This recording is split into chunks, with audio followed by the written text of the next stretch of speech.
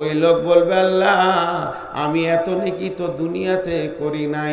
আল্লাহ বলবে, গোলাম রে, তোকে যখন পেছনে কথা বলে বলে গীবত করে করে বোন আমার পরমের কথা আপনি বলে দিলেন, লাভ কি হলো?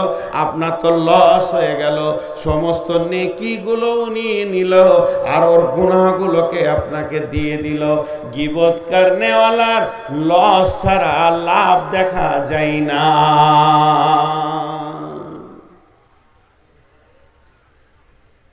গীবত করনেওয়ালা লস ছাড়া লাভ দেখা যায় না। সবটাই লস, একটু নাই, গোটাটাই। এটা জয়ীফ হাদিস বলছি আপনাদেরকে। হাদিসটা জয়ীফ হলে এটা মশলার লয়, ফাজাইলের হাদিস বলছি। আল্লাহ নবী বলছেন, আল গীবাতু আসাদ্দু মিনাজ জিনা, আল গীবাতু আসাদ্দু মিনাজ জিনা। গীবত হচ্ছে জেনার থেকেও কঠিন। গীবত হচ্ছে জেনার থেকেও কঠিন। গীবত করনেওয়ালা জেনা করনেওয়ালা দুজনে আসমান জমিন পার্থক্য। কেন বন্ধুরে? কয়েকটা কারণ রয়েছে। ধরেন এখানে জালসা শুনতে এসেছে একটা যুবক আর যুবতী, তারা আপসের মধ্যে জেনা করেছে, ব্যভিচার করেছে, তাদের দ্বারা ব্যভিচার হয়ে গেছে। তারা যার ব্যভিচার কেন? আর গীবতের সংজ্ঞা কি আর ব্যভিচারের সংজ্ঞা কি? যদি আপনাকে জেনা করতে হয় তাহলে আপনাকে একটা মহিলা ব্যবস্থা করতে হবে, একটা মেয়েকে একটা ছেলে ব্যবস্থা করতে হবে। সেই ছেলেটা ওর জন্য হারাম রয়েছে, হালাল নয়।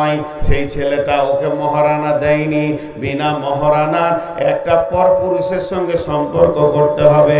2 নম্বরে হলো নির্জন জায়গা দেখতে হবে, নির্জন জায়গায় যেতে হবে। 3 নম্বরে হলো দুইজনকে বেহায়া হতে হবে, দুইজনের শরীরে কাপড় থাকবে না। 4 নম্বরে হলো স্বামী স্ত্রীর মতো মিলন ঘটবে, তারা নোংরা হয়ে গেল, নাপাক হয়ে গেল। 5 নম্বরে ফরজ গোসল না করলে তারা দুজনেই পাক হবে না।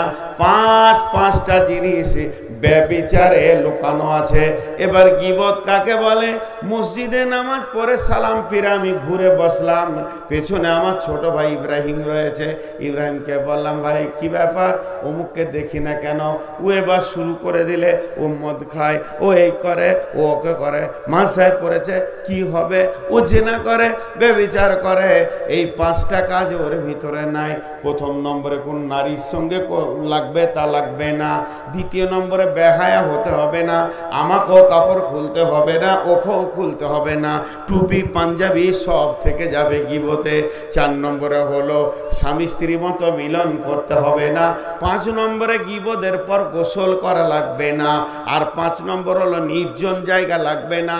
মসজিদের মতো পবিত্র জায়গাতে গীবত করা সম্ভব হয়ে যাবে। তাহলে গীবতটা কত সুন্দর, যাতে কাপড় খুলতে হলো না, নির্জন জায়গায় যেতে হলো না, নারীকে পুরুষ, পুরুষকে নারী খুঁজতে হলো না, তাদের মিলন হলো না, ফরজ গোসল হলো না। অথচ আল্লাহ নবী বলছেন, আল গীবাতু আসাদ্দু মিনাজ জিনা, জিনা থেকে শক্ত হলো গীবত। কেন? খুব মন দিয়ে শোনেন, এখানটা ভালো বক্তা উঠেছে আপনাদের জালসায়। বক্তার নাম হচ্ছে মৌলানা বদরুদ্দোজা নদভী। ও বায়ান ধরেছে জিনা করলে কি গুনাহ হবে। লে মজা। ওর বায়ানের বিষয় হচ্ছে জিনা করলে কি গুনাহ হবে, ব্যভিচারের গুনাহটা কি, আর ওইটা কি করে খণ্ডন হবে, আর কেমন জাহান্নামে যাবে তওবা না করলে। আর যারা জিনা করেছে ওরা দুজনাই ফের জালসা শুনতেছে। ছেলেটাও ভিতরে ভিতরে কাঁপছে, জাহান্নামের কথা শুনে কাঁপছে, মেয়েটাও কাঁপছে। দুজনাই তওবা করলো, আর জীবনে এ কাজ করব না। ছেলেটার রাতে জালসা শেষ হয়ে গেল একটাই, আর ঘর যায়নি। দেখছে মসজিদে কেউ নাই, ঢুকে পড়েছে উজু করে, 2 রাকাত নামাজ পড়ে ডুকরে ডুকরে কাঁদছে, আল্লাহ মাফ করে দাও। মেয়েটাও বাড়িতে যে আর শোয়নি, ফজর পর্যন্ত খালি সাজদায় পড়ে আছে, আল্লাহ তুমি মাফ করে দাও, যা করেছি ভুল করেছি। মাপ হবে না, কেউ লিখে দিতে পারবে না। আল্লাহ মাফ করে দিতে পারে, আল্লাহ মাফ করে দিতে পারে। জেনা ব্যভিচারটা হলো আল্লাহর হক, বান্দার হক নয়। এই বিচারটা আদালত হবে আল্লাহর হক, হুকুকুল্লাহ, মাফ হয়ে গেল। কিন্তু আমি আর ইব্রাহিম ওদের দুজনার গীবত করেছি, আমি কার কাছে মাপ চাবো? আল্লাহর কাছে। পরবর্তী বক্তা উঠে খালি গীবতের গোনাটা বলছে, বা আমি গীবতের কথা বলছি। এবার যে গীবত করেছে সে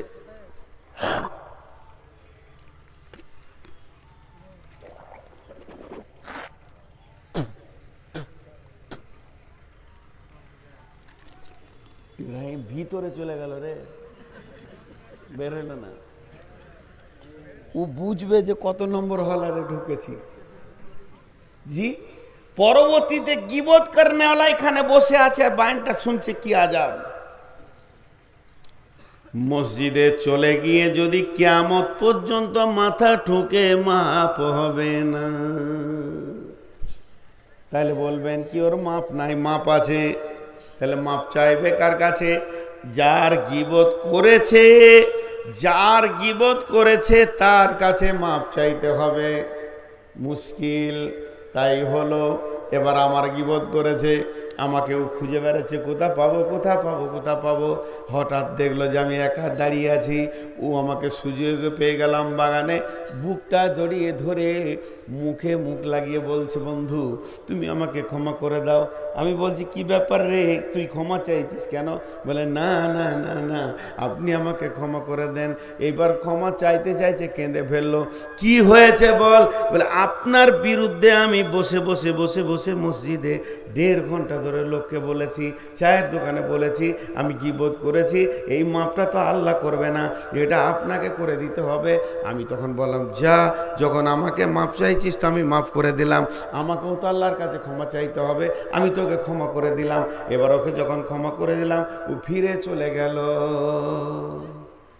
মাফ হয়ে গেল, মাফ হয়ে গেল। কিন্তু একটা জায়গায় গুটাবে কি করে? ও বলেছে কজনকে? 10 জনকে। 10 জন বলেছে 100 জনকে, 100 জন বলেছে 1000 জনকে, তো গোটা জিলা হয়ে গেছে। ওইটা কি করে গুটাবে ও? গীবত এমন একটা জিনিস, বন্দুকের গুলির মতো, বেরিয়ে গেলে রিজাল্ট যা হবে হবে, আর ফিরিয়ে আনা যাবে না। পৃথিবীর কোনো পাপ এইরকম নাই যে এজেন্ট হয় পাপের। আমি জেনা করেছি একবার, একটা জেনার নাকি গুনাহ লেখা হলো, আবার 2 মাস পরে সুযোগ পেয়ে গেলাম, সামালতে পারলাম না, আবার জেনা করলাম, 2টো জেনার গুনাহ লেখা হলো, 3টে জেনার গুনাহ লেখা হলো, আমার বিচার হবে, 3টে জেনার যতটা শাস্তি হয় আল্লাহ আমাকে দেবে। আমি সুদ খেয়েছি, 2 কোটি টাকার, 2 কোটি টাকার সুদের যে আমার বিচার আছে, বিচার হবে। আমি মদ খেয়ে মাতাল হয়ে 22 বছর কাটিয়েছি, তার বিচার আমার হবে। কিন্তু এজেন্ট তৈরি হবে না, আর এর এজেন্ট তৈরি হয়ে যাবে। ওগুলো গোটাবে কি করে? ওগুলো গোটাবে কি করে? প্লাস্টিক যেমন পানিকে টানে না, লাইলন পানিকে টানে না। প্লাস্টিক পানি টানবে না, সব করবে না, লাইলন সব করবে না। কিন্তু স্পঞ্জ এমন জিনিস, ওকে পানি পড়লে পানি স্পঞ্জ ধরে নিবে। তেমনি যত গুনাহ আছে, সমস্ত গুনাহ অন্য গুনাহকে টানে না, অন্য জনার গুনাহকে নিয়ে বোঝ করে না। আর গীবত হলো স্পঞ্জের মতো।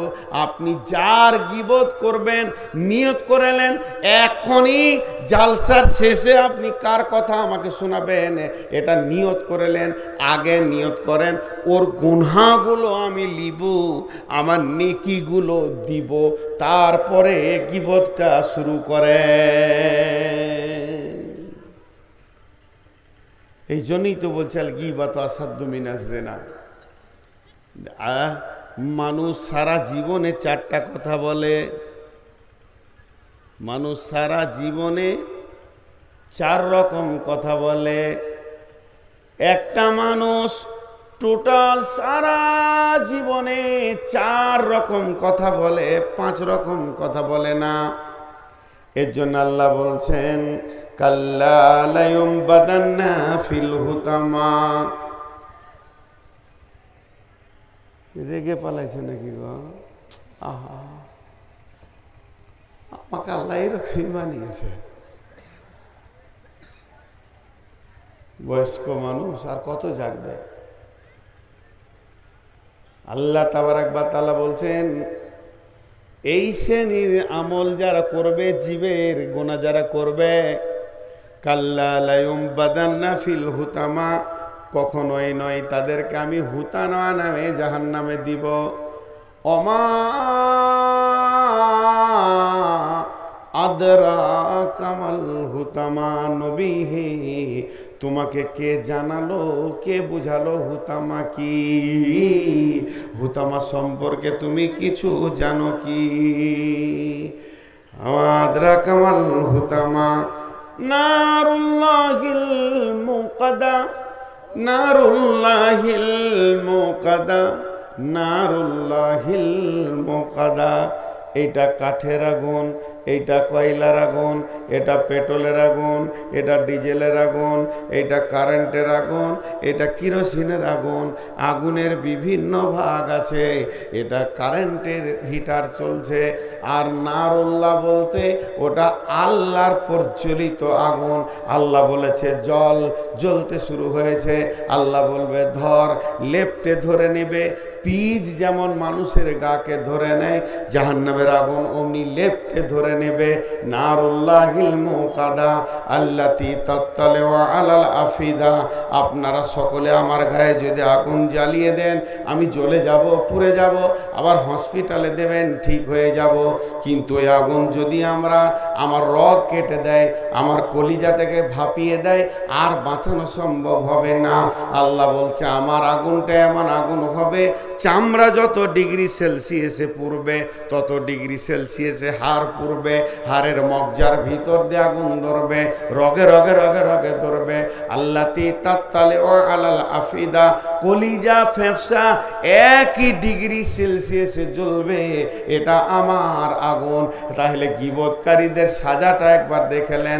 আল্লাহ বলছে কখনোই নয়, তোকে ওই জায়গাতেই যেতে হবে। জবানকে বন্ধ করলে বেঁচে যাবি, আর জবান খুলবি তো ফেঁসে যাবি।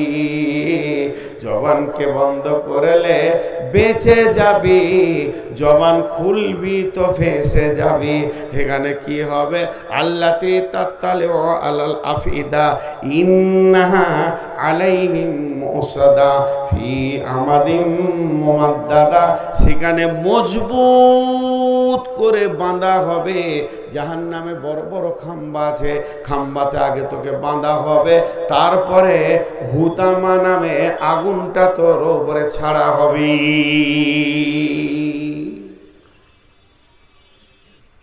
আগে খুঁটিতে বেঁধে দিলেন আমাকে, কারেন্ট দিচ্ছেন আমার গায়ে, গোটা বডি কারেন্ট, গাছের সঙ্গে মজবুত করে বেঁধেছেন, হিলতে পারছি না। তারপরে ক্ষুধার্ত বাঘটাকে ছেড়ে দিলেন, যা, ও ছিঁড়বে, আমার লড়ার ক্ষমতা নেই। তো হুতামা নামে জাহান্নামে আগে বাঁধা হবে খাম্বাতে, তারপর আগুন চালানো হবে। কার জন্যে? যারা পেছনে সামনে মানুষের কথা বলে কষ্ট দিয়েছে। জি, নবীর বিবিদের ভিতর একটা বিবি ছিল শর্ট, একটু শর্ট। তার এক বিবি বলছে ও শর্ট। আল্লাহ রসুল বলছে তুমি গীবত করলে? এইটুকু কথা, চোখেও গীবত হয়। ও কিছু কাজ করছে, দিয়ে ওখানে বলছে আমি এটা করেছি, এই করেছি, আমি তখন আমার বন্ধুকে ইশারা করছি, এটাও গীবত, এটাও গীবত। জি ভাই, খুব খতরনাক। কচ্ছপ দেখেছেন? কচ্ছপ পুকুরে আছে, আর পুকুরের মালিক ওই জেলেদের সঙ্গে কথা বলছে যে আমার পুকুরে যা আছে তোমরা জাল টেনে সব ধরে নাও, ছোট বড় লম্বা চড়া মাছ টাছ যা আছে তোদের, আমাকে 20,000 টাকা দাও। কন্ট্রাক্ট হয়ে গেল। জেলেগুলো ওকে 5,000 টাকা দিয়ে দিলে, বলে কালকে জাল নিয়ে আসছি, গোটা পুকুরকে সাফ করে নিব যা আছে, আর 15,000 দিয়ে দেবো, নিয়ে চলে যাব। কচ্ছপটা ধারে শুনছিল, পানির পাশেই বসেছিল, ওর জানটা শুকিয়ে গেল, কালকে মরে যাবো রে, আর বাঁচার উপায় নাই। জেলে আর পুকুরের মালিক যখন বাড়ি চলে গেছে, তখন একটা বগ এলো উড়ে, ওই পাশেই বসেছে। আর তো কচ্ছপটাকে তো বলছে, তোর মন কেন খারাপ রে? বলে, অবস্থা খারাপ যে, খবর তো খুব খারাপ, কালকে আমার জান শেষ। বলে, কেন? কালকে সব যা আছে ধরে নিবে। বলছি, চিন্তা করিস না, আমি খুব ভোরে আসবো, ফজরে আজান হবে তখন, আর একটা লাঠি নিয়ে আসবো, আর আমার আরেক বন্ধুকে নিয়ে আসবো, আমরা দুইজন লাঠির দুধারে উড়বো, তুই মাছটা ধরে নিবি, তোকে নদীতে ফেলে দেবো, ভেজাল চুকিয়ে দেবো, তোকে নদীতে ফেলে দেবো। ও তো খুশি। ঠিক ফজরের আজান দিচ্ছে মসজিদ, তখন একটা এত বড় কমচিলে দুই বন্ধুতে চলে এসে বলছে, তুই মাঝখানে ধর।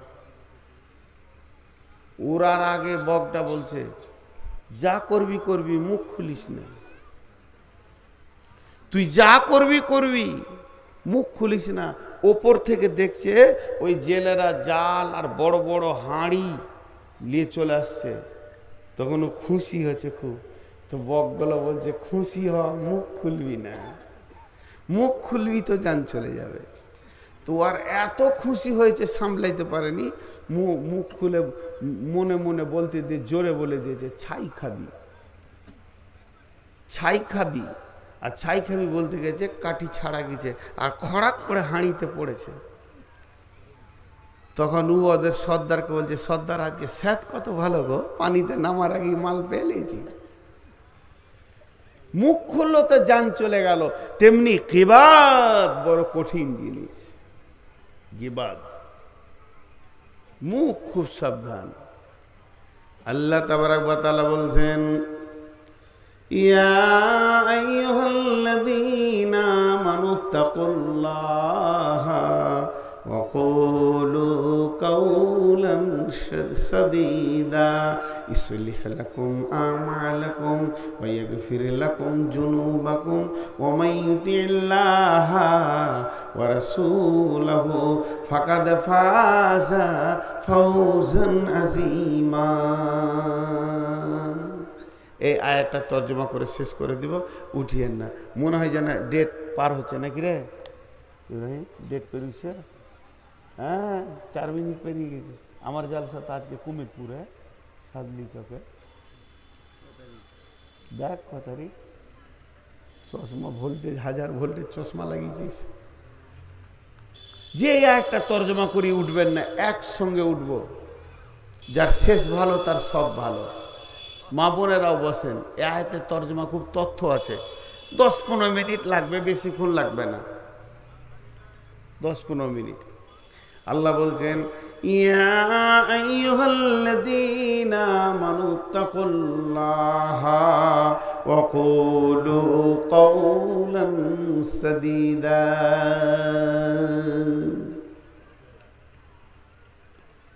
চোখের অপারেশন করা দেখেছেন? চোখের অপারেশন করা দেখেছেন? চোখের পাতা তো প্রতি সেকেন্ডে মারছে, প্রিক প্রিক প্রিক প্রিক করে মারছে নাকি? আমি দেখেছি বোলপুরে একবার, তখন ছেলে মানুষ ছিলাম। ডাক্তার অপারেশন করবে, একটা রুগীকে শুইয়েছে, ওর মুখে একটা লাল কাপড় দিয়েছে, খালি এই চোখটা বেরিয়েছে। তোর চোখ তো পিটিক পিটিক করছে, কাটবে কখন? ওকে একটা ট্যাবলেট খাইয়ে দিলে, আর যখনই ট্যাবলেটটা খাইয়ে দিলে চোখের পিটিক পিটিক বন্ধ হয়ে গেল, চোখটা ভেসে গেল, আর চোখ নড়ে না, ডানে যায় না, বামে যায় না, আগে যায় না, পেছনে যায় না। তাহলে ট্যাবলেটটা কি ছিল? আমি একটা ট্যাবলেট আজকে আপনাদেরকে দিব।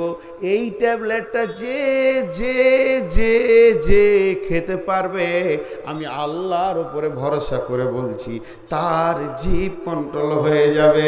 আল্লাহ তাবারাক ওয়া তাআলা বলছেন, ইয়া আইয়ুহাল্লাযীনা আমানু, হে ঈমানদারেরা, ইত্তাকুল্লাহ, আল্লাহর ভয়কে দিলে ভরে নাও। যখন আল্লাহর ভয় ঢুকে যাবে, তোমার জিভ কন্ট্রোল হয়ে যাবে। আল্লাহর ভয়ে জিভ কন্ট্রোল হবে কি হবে না? আরে হ্যাঁ না বলে না? হ্যাঁ, কদিন আগে একটা উদাহরণ দিলাম, আজকে ওই উদাহরণটা দিচ্ছি, মালতীপুরে দিয়েছি। জি, ইঁদুর।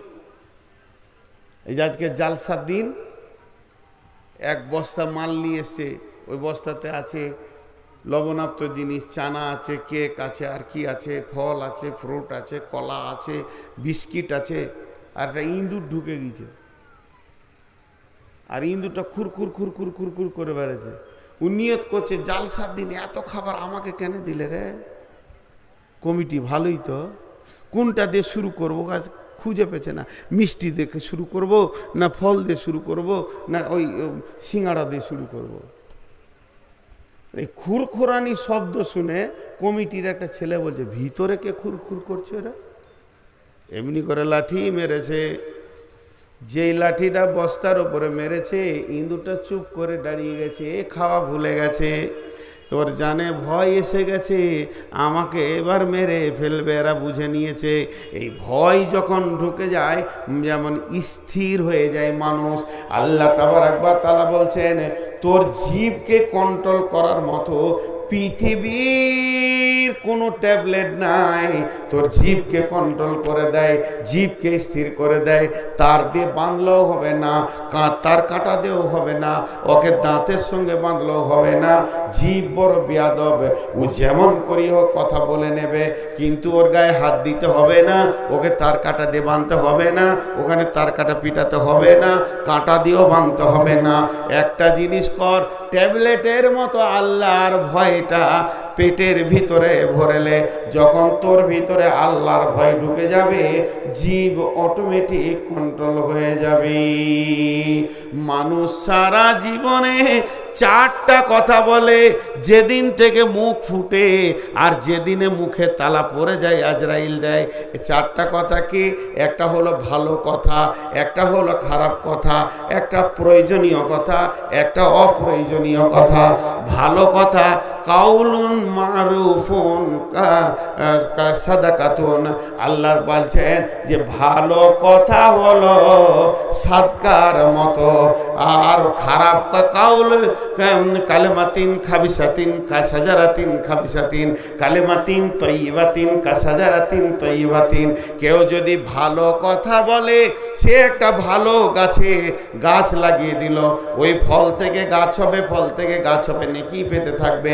কেউ যদি খারাপ কথা বলে, সে একটা নিমের গাছ লাগিয়ে দিল, যত ফল হবে গাছ হবে, গাছ হবে, অত কথা হয়ে যাবে। তাহলে ভালো কথা, খারাপ কথা, প্রয়োজনীয় কথা, অপ্রয়োজনীয় কথা। খারাপ কথা বললে গুনাহ আছে, ভালো কথা বললে নেকি আছে। এই যে আমি কথা বলছি গেল ভালো কথা, যারা শুনছে তারাও নেকি পেয়েছে, যে বলছে সেও নেকি পেয়েছে। আর খারাপ কথা হচ্ছে খিস্তি করা, গাল দেওয়া, মিথ্যা কথা, গীবত, পরনিন্দা, পরচর্চা। যে শুনবে সে গুনাহ পাবে, যে বলবে সে গুনাহ পাবে। দেখে নিগা। আর প্রয়োজনীয় কথা, প্রয়োজন আছে কিনা কথা বলার। সকালে উঠে ঘুম থেকে বেটাকে ডেকে হচ্ছে, বেটারে রতুয়া যা, তোর মায়ের ওষুধটি লিয়াই, এই কথা বললেও নেকি আছে। প্রয়োজনীয় কথা যে মানুষ মুখ দিয়ে বলে, সাদকার নেকি পেতে থাকবে। আর অপ্রয়োজনীয় কথা, জি, গায়ের চায়ের দোকানে বসে আমেরিকার চিন্তা করছে, সুবহানাল্লাহ, টুইন টাওয়ারের চিন্তা করছে, জি, এই খারাপ কথা তো গুনাহ হবে। আল্লাহ বলছে, আল্লাহর ভয়কে দিলে ভর, চুষে নিলে সব টাকাটি। আমি আর টাকা কার কাছে যাব? যদি মনে করছিলাম যে 2 টাকা চাবো, আর চা যাবে না, ডোর টু ডোর চুষে নিলে, হার শুদ্ধ চুষে নিলে। জি, তা আল্লাহর ভয় দিলে যখন ঢুকে যাবে, ওর জীব কন্ট্রোল হয়ে যাবে। দেখেন, মোবাইল মিথ্যা শিখাচ্ছে, এটা হলো মীর কামারি। কমিটি ছেলে আমাকে ফোন করছে, আসসালামু আলাইকুম মাওলানা, কোথায় আছেন?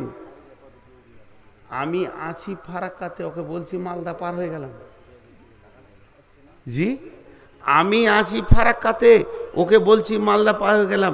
আমি আছি বাহারালে, ওকে বলছি দুর্গাপুর ঢুকে গেছি। লে ভেজাল, মিছে কথা। যখনই আমি বলতে যাব ফারাক্কা নদীটা আমি পার হচ্ছি, এবার মনে মনে নিয়ত করলাম যে বলি ওদেরকে যে আমি মালদায় আছি কিংবা কালিয়াচক পার করেছি। এই মথাবাড়ি পার করেছি, এই কথাটা যখনই বলতে যাব আল্লাহর ভয় এটা মনে পড়বে। কারণ ফোনের ভিতরে দুজন নাই, আমি কমিটি আমি নাই, মধ্যখানে আর একজন রয়েছে, সে আসমান থেকে দেখছে, কি বলছে, কি শুনছে, তুই কোথা রয়েছিস। এই আল্লাহটা যখন মনে পড়ে যাবে তখন আমার মুখ আর মাল্লা বলবে না, বলবো ফারাক্কায় আছি। এই জন্য বলছে আল্লাহকে ভয় করো, সত্য কথা বলো, নরম কথা বলো, জিভ দিয়ে কোনোদিন গরম কথা বলো না। গোটা বডিতে যত মাংস আছে, জিভটা নরম না শক্ত জিভাই? ওঠার নিয়ত যারা করেছেন ওদেরকে বলছি, হাত ধরে বলছি 10 মিনিট লাগবে না। উঠার নিয়ত যারা করেছে হাত দুটো ধরে বলছি 10 মিনিট লাগবে না। এই আয়াতটা তর্জমা করতে দেন, আমি খুশি হব। মা বেটি 10 মিনিট। ওই তুই বস, তুই আবার কোথা থেকে হাজির হলি? তো এই জীব দেখেন, জীবের মাংসটা নরম না শক্ত? কথা বলে না তো। নরম জীবে গরম কথা বের হচ্ছে কি করে, শক্ত কথা বের হচ্ছে কি করে? শেখ সাদি বলছে নরম জীবে নরম কথা বল। আর জীব কোথা আছে? 32টা দুশ্মনের মাঝে আছে না? ওর পাশের ওর প্রতিবেশীগুলো ভালো না খারাপ? খুব মজবুত। জীব কত চালাক, দাঁত সমস্ত খাবারের পিড়ে রস বের করে, আর মজাটা লুটে কে? দাঁত মজা পায়, জীব পায়। শেষ দিকে একটু ডিস্টার্ব শুরু হয়ে গেল। জীব মজা লুটে, দাঁত শক্ত জিনিসকে পিড়ে রস বার করে। তা দাঁত কোনোদিন জীবকে বলেছে যে তুই একা লুটি গেলি, খাটলি না, সারা জীবন খেয়েই গেলি, খাটলি না? বলেছে? বলেনি। কেন? জীবের ব্যবহার ভালো, খুব নরম। দাঁতের সঙ্গে নরম ব্যবহার করে, দাঁতের সঙ্গে খারাপ ব্যবহার করে না। দাঁত জানে যে আমাদেরকে জীব ভালোবাসে। কেন?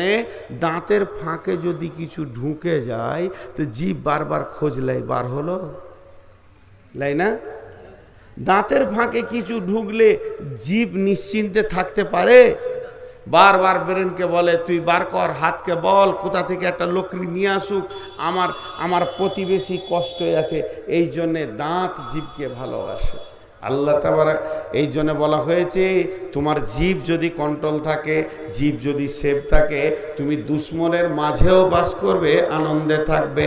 তোমার ভাষা ঠিক থাকলে, তোমার চলাফেরা ঠিক থাকলে তুমি দুশ্মনের ভিতরেও বাস করবে।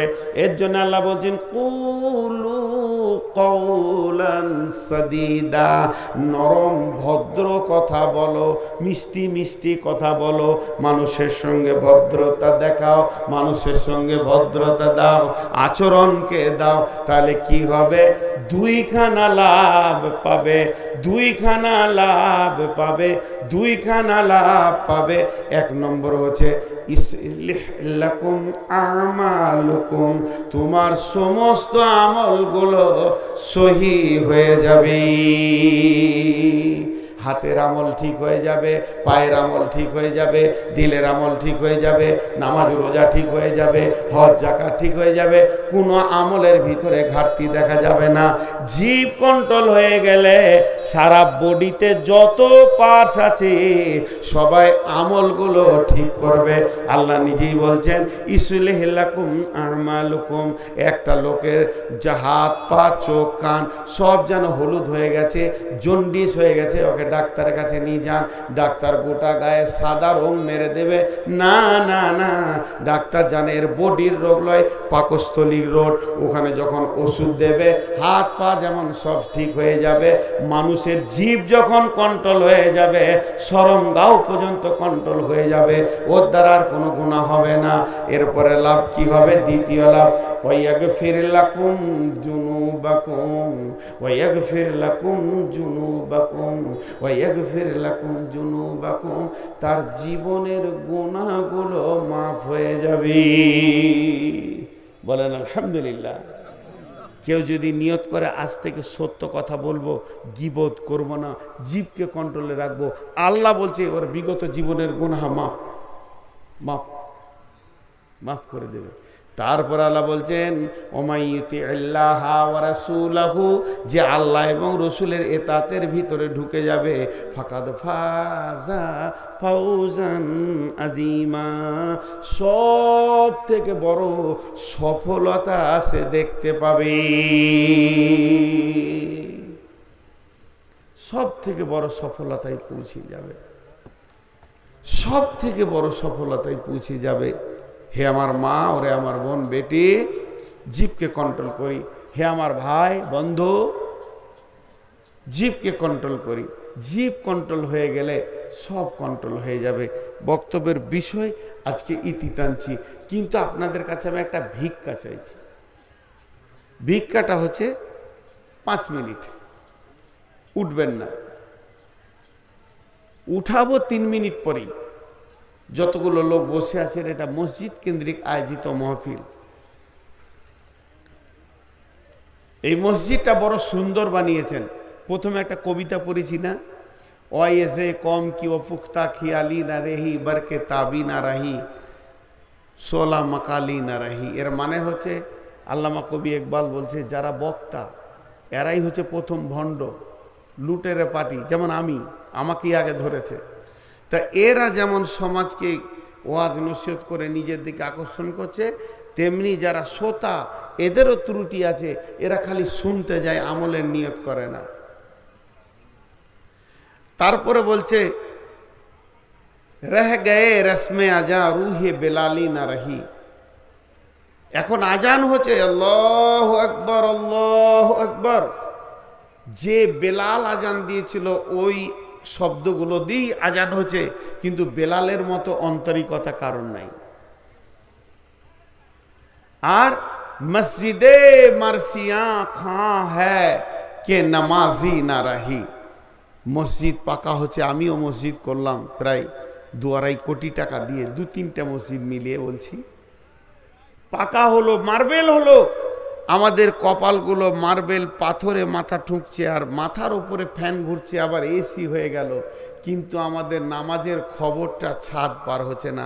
সাহাবীদের কপালে মাটি উঠে গেছে, তাদের নামাজের খবর আরশ পর্যন্ত পৌঁছে গেছে।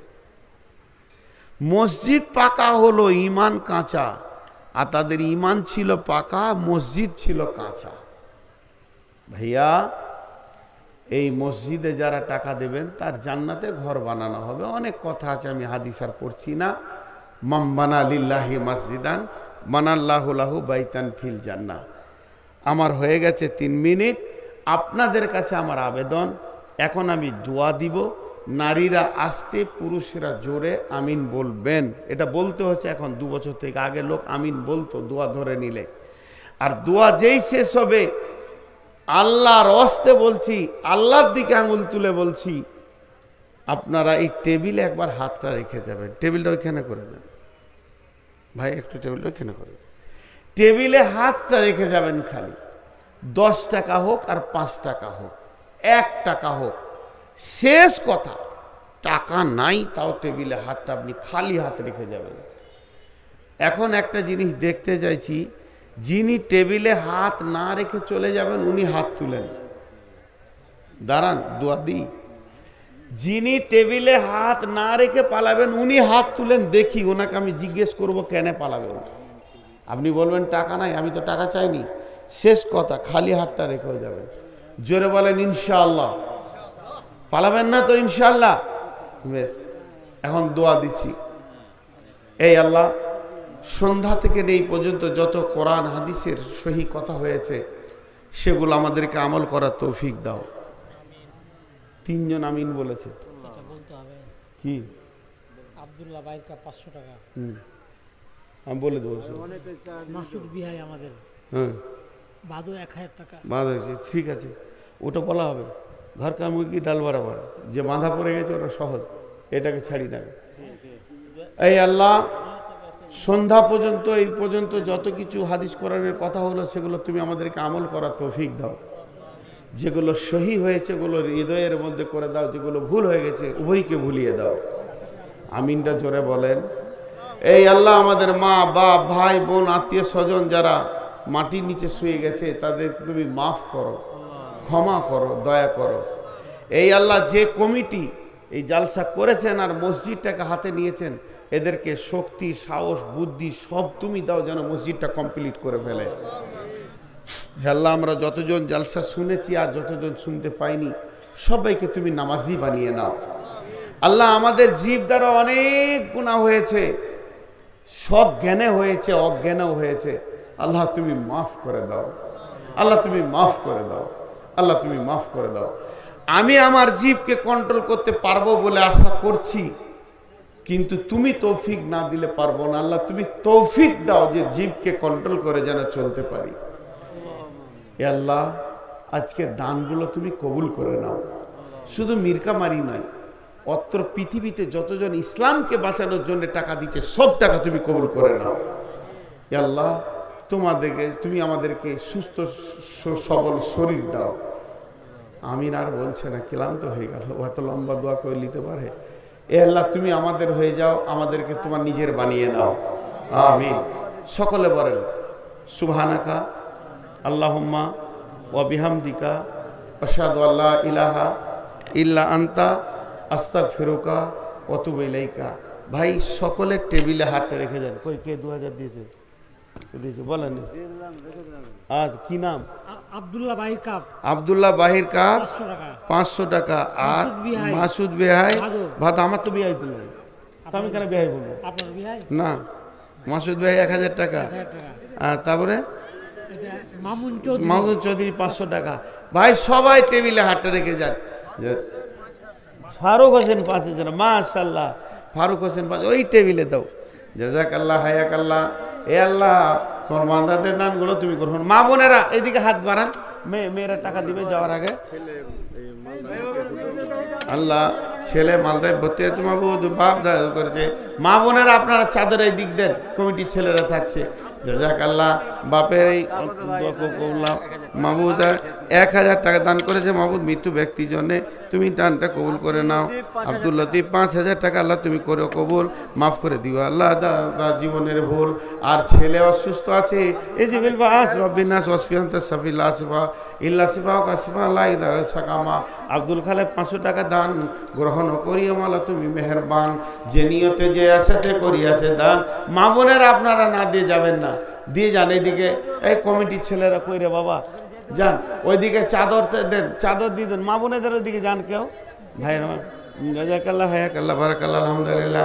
বিনামিতে 500 টাকা করিয়াছে দান গ্রহণ। আলহামদুলিল্লাহ গ্রহণ করিয়েছে তুমি মহরমান। আর তাকে মাফ দিও আল্লাহ, তার দানকে তুমি কবুল করিও। যার কাছে যা আছে দিয়ে যান। 1 টাকা 10 টাকা 5 টাকা হলো দিয়ে যান। জাযাকাল্লাহ হায়াকাল্লাহ বারাকাল্লাহ আলহামদুলিল্লাহ। তোর বান্দাদের দানগুলো তুমি কবুল করে নাও। যে যা নিয়তে দান করেছে নিয়তকে পুরো করে দাও। হায়াতে তৈয়বা দাও, রুজি রোজগারে তুমি বরকত দাও। আমিন আল্লাহুম্মা আমিন। দেন, চটচট করে দেন, চটচট করে দেন, চটচট করে দেন। আল্লাহ আল্লাহ। আচ্ছা, দোয়া করে দেন। মাশাআল্লাহ। হাজি সাহেব 5000 টাকা। জাযাকাল্লাহ। হাজি সাইদুর রহমান সাহেব 5000 টাকা দান।